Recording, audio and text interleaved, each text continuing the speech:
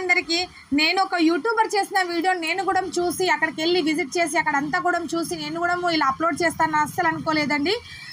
కామారెడ్డిలోనండి రామారెడ్డి అనే ఊర్లో కాలభైరేశ్వర స్వామి టెంపుల్ ఉందండి. చాలా అంటే చాలా మహిమగల దేవుడు. ఎందుకంటే పవర్ఫుల్ దేవుడు అని కూడా అనొచ్చు. ఎందుకంటే ఇక్కడ చాలామంది వస్తారండి. అక్కడ రూమ్లు ఉన్నాయి. ఎవరికైనా హెల్త్ బాగాలేకపోయినా, ఏమైనా చేతబడులు ఉన్నా, లేకపోతే నరదిష్టి ఉన్నా, ఇలా అన్నిటికి కూడా పరిష్కారంగా కాలభైరేశ్వర స్వామి దర్శనం చేసుకుంటే అవన్నీ కూడా తొలగిపోతాయని ఒక గట్టి నమ్మకం అండి. ఒకసారి నేను కూడా చూద్దామని చెప్పేసి అక్కడికి వెళ్ళానండి. ఎవరైతే ఆరోగ్యం బాగాలేదని చెప్పేసి ఎవరైతే అక్కడ ఉండాలి, స్టే చేయాలి అనుకుంటారో వాళ్ళకి సపరేట్గా అక్కడ రూమ్స్ కూడా ఉన్నాయండి.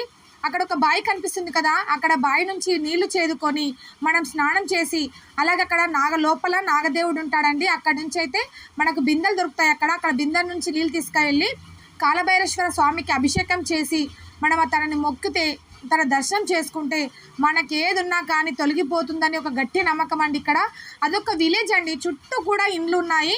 ఇట్లా నార్మల్గా అనేది లేదు. ఇంత పెద్ద టెంపుల్ అంటే చాలా విశాలంగా ఉంది. మేము టెంపుల్ లోపలికి అడుగు పెట్టగానే కాలభైరవుడి దర్శనం ఇచ్చేశాడు, మా దగ్గరకు వచ్చేసాడండి. చాలా బాగా అనిపించింది. ఇక్కడ 3 ద్వారాలు ఉంటాయండి. ఎటు నుంచి వెళ్ళు మనకు స్వామివారి దర్శనం అయితే ఖచ్చితంగా అవుతుందండి. చూడండి కాలభైరేశ్వర స్వామి ఎంత నిండుగా ఉన్నాడో.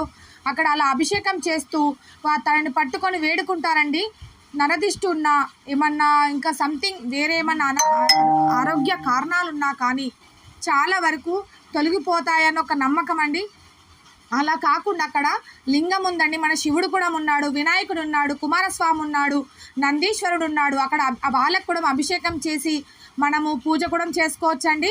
కొంచెం అటు సైడ్ వస్తే ఇక్కడ నాగదేవుడు కూడా కనిపిస్తుంటాడు. అక్కడ అభిషేకం చేసి తనకు కూడా పూజ చేస్తూ ఉంటారండి. ఇది కార్తీక మాసం అవడంతో చాలామంది దీపాలు పెట్టే వాళ్ళు కనిపించారు.